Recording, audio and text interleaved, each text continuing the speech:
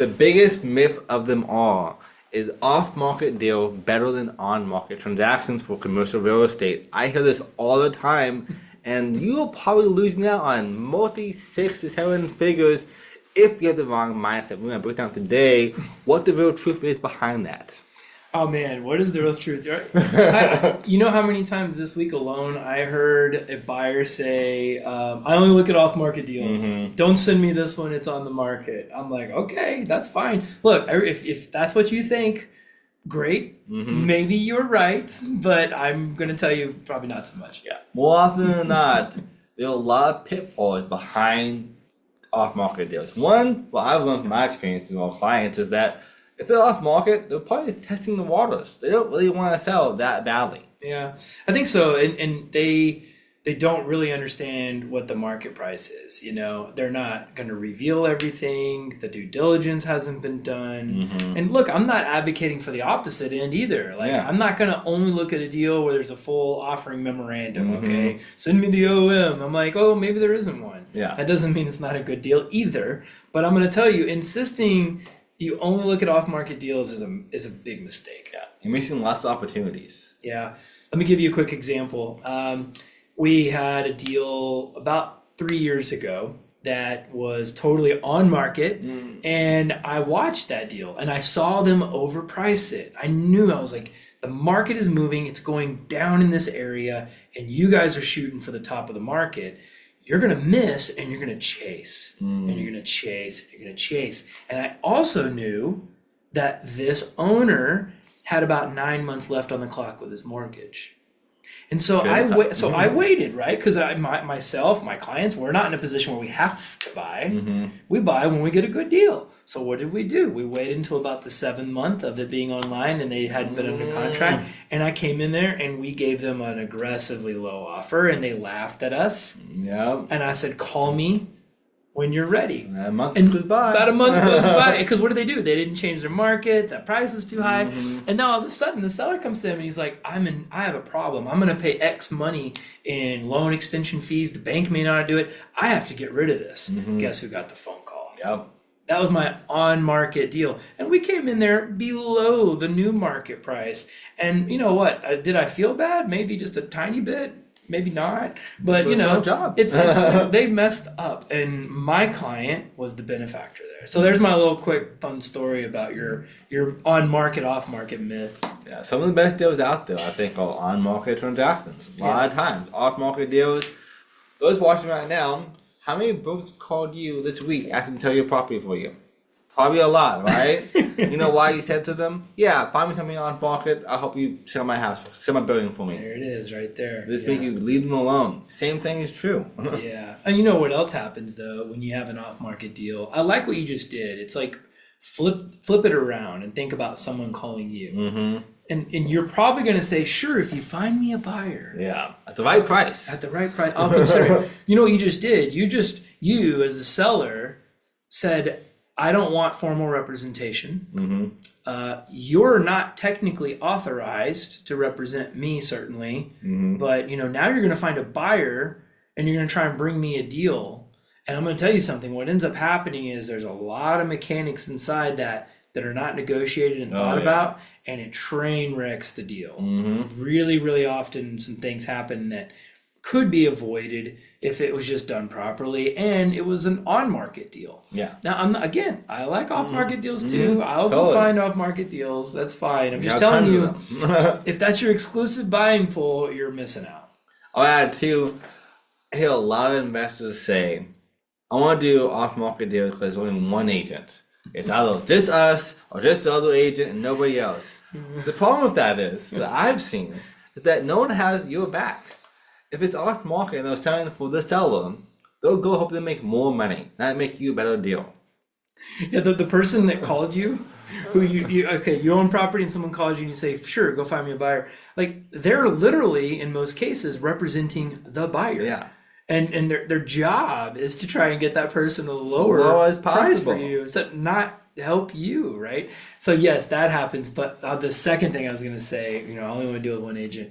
Let me tell you, you want to find deals where there's more intermediaries, unofficials, bird dogs, Oh, locators. There's more of that garbage in off market than anywhere else. Yeah, it's right? crazy. That's where that stuff, that's where that exists. Daisy chains that go on for miles and miles. No one knows who these people are. It's insane. And like I've heard agents say, which I think is not fiduciary, even not being the agents, that they will wholesale a deal to the other person. So the seller says, hey, I can give it to you for $50 million. Okay. Buyer said, I'll buy it for 55. Great. I'm going to sell for 52. And now I just made $2 million and then everyone's happy. That is happening if you're not represented and the guy who called you and says, I'll help you sell your deal, that is 100% happening. And look, there's a lot of new legislation around trying to stem that activity, right? They're trying to eliminate double closing at title companies where essentially everybody has to settle and see what the pricing is. That way it creates transparency across the chain of title. That's aimed at eliminating this behavior. Yeah. But let me tell you what, you remove one way, they'll find another way to do it. Totally. It's totally continuous. Yeah, so off market does not always mean the best deals. We have right now $15 billion of access to off market transactions. Yeah. We're not saying we don't like off market deals. I'm not saying I like on market deals. That's true.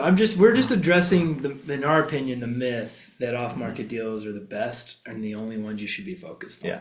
You know, look, I like them all, but to me, a deal is the deal. Yeah.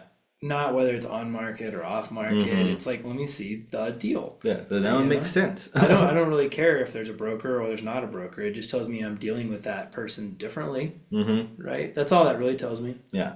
Yeah. This is about how you operate going forward. And on market deals, like there are also problems on market deals as well. Like you have brokers who sometimes are trying to only sell to another person that has no agent. That is also a big flaw. Yeah, I think there's also, have you ever seen where an off-market deal has complicated title, meaning like multiple owners, and then like they'll get a hold of one of the owners and that owner will say like, well, you know, I'd have to talk to my brother or my sister, but if you bring us an offer, I'll consider it. And then they bring an offer and then all of a sudden they realize the family wasn't on the same page. Yeah. See, like if it was an actual listing, you know, that listing broker, it's kind of their responsibility to make sure that they have the legal authority to represent and to sell. And so, I've seen that too. And there's nothing more disappointing than like kind of doing due diligence on a deal and getting your money together and showing up and the seller wasn't ready. Totally. Ouch. Yeah, not fun. Another thing I see too a lot of times is like investors like yourself probably are saying, well, on-market deals mean everyone has seen these deals already. The same thing is true for off-market deals because people also do the same marketing, just not on Crexy or on LoopNet or on CoStar. And then two, what I see a lot of times is that most brokers don't know how to market properties. So if it's on Crexy or off Crexy, it's between the little friends at the coffee meeting, hanging out at breakfast, talking about the deals they have access to. That's true. You know what? You want to hear? I'm going to give you another little case study, little story time by Chris. It's going to be like a little micro segment in here. When you've lived a lot of life, you get story time. Anyway, I was good for both. Good for my kids, right? So the point of this story is maybe it's you get what you pay for, but what was interesting is I had an off-market deal that we were going to try and represent the buyer, right? And so the buyer, I brought it to him. I said, this is an off-market deal. And he looked at the address and he said, I've already seen that deal. And I said, yeah, I know. I want you to look at it. And he's like, no, I've already seen it. I don't want to look at it again. And then he was a little pushy about it. And I said, fine, no problem. Right? Okay. So I took the deal to another friend of mine and he bought it. Right? And I think he closed on it for like 33 or $34 million. Okay. And my other friend who told me, no, I don't want to see it, kind of pushy guy, he heard about it and he was like, hey, that traded for like 33 million. Right. And I was like, well, yeah, I mean, like I got the deal and it was pretty good. And we got a little bit off of it. And he goes, well, when I saw it, it was 40. And I was like, yeah, you already saw that deal, remember? Yep. You know, so the deals change a lot, you know, and that's another thing about off-market deals is like there's a lot of change and you have to be really careful that you're looking at the same deal. The other version of that story is where a wholesaler brought it to him and had marked it up 20%. So he saw it at 40 million. And then when I got it, it was a direct and it was 33 million, right? So Big differences. not all the off-market deals are created equal. Yeah. Not all deals are make. It's all come down to your broker, like or yourself. How good are you at negotiations and sales? Like I've seen deals that are worth millions and millions of dollars on paper, but through negotiations, we save them millions and millions of dollars on the transaction. So like even if it is on market, off market, doesn't matter if it never was a bad day one, you can fix those. It's the world we live in. This is so nice. Yeah, that's true. It's interesting, the kind of off-market thing. There's something else going on in the space right now, and there are these like, I don't know, I call them a bird dog, right? That's like a reference for a hunting reference, but they go out and create these like what they think of as like proprietary off-market databases, and they kind of like assign value to the work that they've performed and the database that they've created, and yet all that stuff's out there if you know how to find it and you know how to look for it, right? So, but coming back to what your comment was, it's all about the value of who your broker is. Totally. Right? If your broker doesn't know how to go out and find these same deals, you got the wrong broker. Yeah, 100%. And fight for the deals for you. Yeah. And also is why I think off-market deals with one agent sometimes is not your best interest, because like, who's fighting for you then? If it's with the sell side or with the buy side. Either way, someone's not for you. That's true. Hey, we're twice as good. We actually split the deals. Yeah. So when we're working with people, you know, whether it's Jordan or myself, you're getting both of us. I think that's, you know, structurally that's not unique, but it's pretty rare. Yeah. Right. You're not going to come in with a team where two different guys who have very different backgrounds are both representing you, but it's pretty powerful. Yeah, it makes a big difference for your bottom line. Again, at the end of the day, what you want is the best deals. Make more money, safeguard your investments, and probably grow generational wealth for you and your families. So we hope you do every single day. I love it. Wow, that's been fun. All right. Yeah. So let me know down below, what are your thoughts? On market, off market, why or why not? Let us know in the comments. Love to see your feedback. We think, again, to us, a deal is a deal. I don't care if it's on market, off market, whisper notes, who cares? It makes sense. That matters to us. Yeah. Whisper price. Right. Ooh. I love the whisper price. Yeah. Let us know what your whisper price is. Yeah. See you in the next one. If you show this video, we'll always help you out in all 50 states, mostly the Sun Belt, multifamily, but we do the A to Z for you, white glove experiences. Have a good one.